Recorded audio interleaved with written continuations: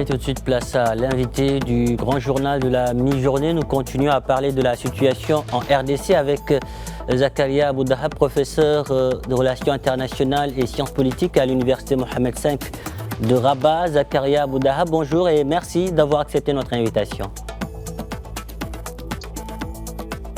Bonjour, cher Dio, merci, avec plaisir.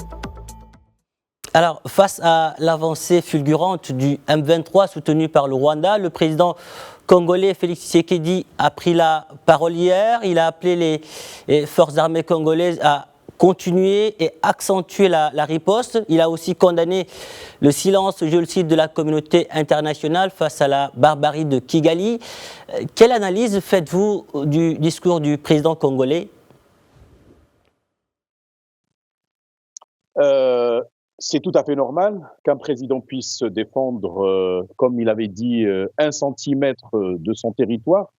Rappelant que le Congo, la République démocratique du Congo, c'est le 10e pays en termes de superficie plus grand au niveau du continent africain. Après l'Algérie, c'est aussi un pays qui est densément, sur le plan démographique, assez important, je pense, après le Nigeria. Et notamment Kinshasa, la capitale, c'est 17 millions de citoyens et de citoyens. Et donc, on peut imaginer le souci de M. Tshisekedi en tant que président, d'abord par rapport à ces critiques adressées à la communauté internationale, notamment le Conseil de sécurité, qui n'a même pas peut-être, je dirais en guillemets, accusé le Rwanda par rapport aux reproches faits par le président de la République démocratique du Congo. Et M. Diop, il faut rappeler de passage, c'est important pour les chers téléspectateurs, que Kinshasa se situe à des milliers de kilomètres de l'est du Congo, à Kivu en particulier, qui est la région disputée, le nord et le sud, avec un lac qui est qu'à côté, mitoyen entre le Rwanda et la République démocratique du Congo, parce que c'est très important d'abord l'entrée en matière géographique. Et donc ça va de soi. Deuxièmement, je pense qu'il est de son droit, et notamment par rapport même à une déclaration faite sur le plan du Conseil de paix et de sécurité relevant de l'Union africaine, unanimement d'ailleurs, qui ont appelé ses membres au respect de l'intégrité territoriale de la République démocratique du Congo. Et donc, on voit donc très bien qu'il est de son droit de défendre l'intégrité territoriale de la République démocratique du Congo. Et quasiment, nous sommes peut-être dans un état de pré-guerre, ce qui fait que la situation est très, très tendue entre les deux pays, la République démocratique du Congo et le Rwanda. Situation très tendue, vous l'avez dit, le M23 reste droit dans ses bottes. Le Rwanda, accusé de le soutenir, s'en est aussi pris à l'Afrique du Sud dans cette même région de Goma. Les passes d'armes s'enchaînent. L'escalade est-elle inévitable ? Alors, vous savez, M. Diouf, l'historique de la RDC, au moins à partir de 1997, c'est un pays qui est fissuré, exposé à énormément de tendances séparatistes, des mouvements parfois même qualifiés de terroristes.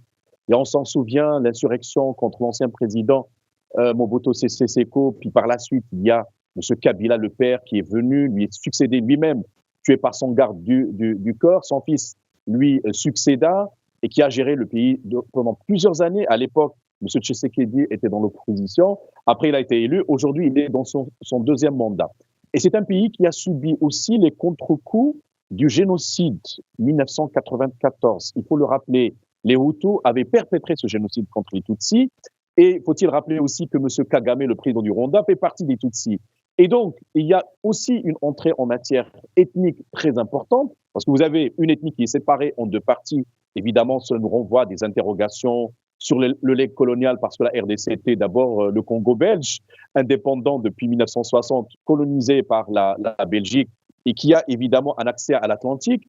Et par ailleurs, parfois, il faut dire quand même que le tracé des frontières était très arbitraire par rapport à beaucoup de pays. En tout cas, le Rwanda estime qu'il est de son droit, lui aussi, de lutter contre les Hutus, parce que cela rappelle, les Hutus, pardon, parce que cela rappelle le génocide de 1994. Parce que je remarque quand même que M. Kagame, quelque part aujourd'hui, est de moins en moins soutenu, parce qu'il a quand même bénéficié symboliquement, on va dire, c'est vrai, il y a les conséquences dramatiques du génocide de 1994, mais il a gagné la sympathie de la communauté internationale. Mais aujourd'hui, il est sous les feux du projecteur, parce que généralement, on peut comprendre aujourd'hui, quand le Conseil de sécurité, l'ONU de façon générale qui a mené des enquêtes indépendantes, le Conseil de paix et de sécurité adresse des critiques aux rebelles du mouvement du 23 mars qui a été fondé en 2003 et qui a participé à la conclusion d'un accord de trêve pour que les hostilités cessent, notamment au niveau de la région de l'Est du Congo qui reste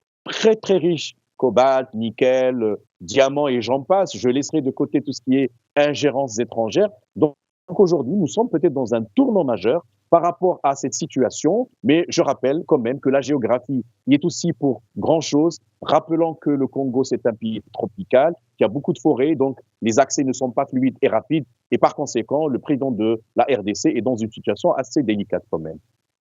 En tout cas, dans ce contexte, la communauté de l'Afrique de l'Est et l'Union africaine appellent à un dialogue inclusif. Kinshasa, pour l'heure, ne privilégie pas l'axe Nairobi. Dans ce contexte, un dialogue inclusif est-il possible, Zakaria Aboudahab? Ce dialogue, malheureusement, M. Diouf, a été rompu plusieurs fois, parce que si on... Vous savez, c'est l'un des conflits les plus compliqués d'ailleurs hein, au niveau de notre continent, hélas, parce que la République démocratique du Congo, en même temps, c'est vrai, c'est l'Afrique centrale, mais elle a des extensions par rapport à l'Afrique australe. On sait très bien que l'Afrique du Sud est le pays le plus influent au niveau de cette région. La SADC, qui est la communauté pour le développement de l'Afrique australe, a participé au lancement d'un dialogue inclusif, comme vous le disiez tout à l'heure, mais il y a aussi le processus de Luanda. Il y a le Kenya, parce que le Kenya, avec la RDC, se retrouve dans le cadre de la communauté de l'Afrique centrale, la communauté économique de l'Afrique centrale.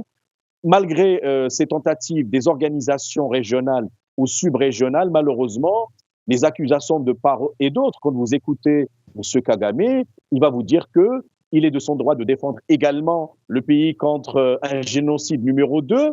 Et par conséquent, parfois les rapports sont contradictoires, mais généralement, ce que nous remarquons aujourd'hui, une sorte de consensus ad minima, on va dire la communauté internationale, y compris l'Union africaine, y compris les organisations régionales que nous avons citées, considèrent que, sans le nommer directement, et ça, c'est peut-être diplomatiquement fâcheux, je dirais, sans nommer le Rwanda, que chacun doit assumer ses responsabilités parce que nous sommes dans une dérive potentielle ou sur une dérive potentielle, et le spectre du génocide, il est toujours là, les Hutus sont toujours là, mais également les Tutsis. Et donc, finalement, si la communauté internationale voudrait une répétition, à Dieu n'en déplaise, du génocide de 1994, elle doit assumer ses responsabilités. Mais attention, M. Diouf, vous savez, les actes de pillage contre les ambassades américaines et françaises, je pense hier ou avant-hier, à Goma, donc les citoyens sont en colère et on comprend qu'il y a une sorte de charge, comme le disent certains, une géopolitique de la colère.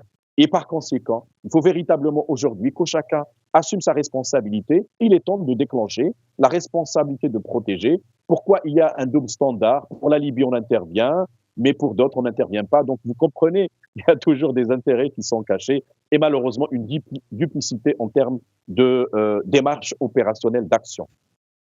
Une diplomatie à géométrie variable. Alors, pour l'heure, il est difficile de réunir les différentes parties autour de la table. Alors, quelle médiation finalement? Quelle stratégie? Que faire pour que les armes se taisent dans cette région? Alors, il est d'abord du devoir, je le crois, du Conseil de sécurité, quand il y a des événements de nature à impacter ou à mettre en danger la paix et la sécurité internationale, incluant évidemment la sécurité régionale, locale. Il est du devoir de la communauté internationale d'agir. Je ne pense pas qu'il y ait au niveau du Conseil de sécurité des résistances de ce point de vue ou encore des blocages, mais il faut absolument que chacun assume ses responsabilités, surtout que dans ce Conseil de sécurité, nous comptons aussi des pays africains, sans les nommer, sans les citer, on comprend de qui s'agit-il, mais il faut que ces derniers puissent prendre l'initiative et ne pas abandonner la RDC. Pourquoi je le dis? Parce qu'officiellement, la position marocaine, elle est très claire de ce point de vue. Le Maroc, officiellement, soutient l'intégrité territoriale de la République démocratique du Congo. On comprend donc dès lors qu'il faut ordonner autour de ça une coalition permettant au moins de dissuader surtout les partis rebelles, parce que les accusations ne vont pas évidemment contre la République démocratique du Congo, mais surtout les milices, les groupes armés, les séparatistes, etc. Il y va encore une fois de la préservation, de la stabilité de deux pays qui ont connu pendant plusieurs années des troubles et qui gagnerait à enclencher un processus d'intégration inclusive au profit des populations. Malheureusement, on va dire la logique ou les logiques de puissance, de pouvoir, de l'égocentrisme également, parfois finissent par entraîner des pays dans des bains de sang. Nous ne souhaitons pas véritablement pour les deux pays, d'ailleurs, et il faudrait absolument, je l'ai dit, il n'y a pas d'autre solution, respecter le processus de Luanda en Angola. Et il y a également la médiation du Kenya ainsi que d'autres organismes pour que la situation, premièrement, cesse dans le cadre d'un cessez-le-feu transitoire, comme l'a rappelé le Conseil de sécurité. Par la suite, on peut négocier les points de discorde entre les deux parties dans le cadre d'une démarche diplomatique sur le long terme. Zakaria Abouddahab, merci pour toutes ces précisions. Merci d'avoir répondu à nos questions.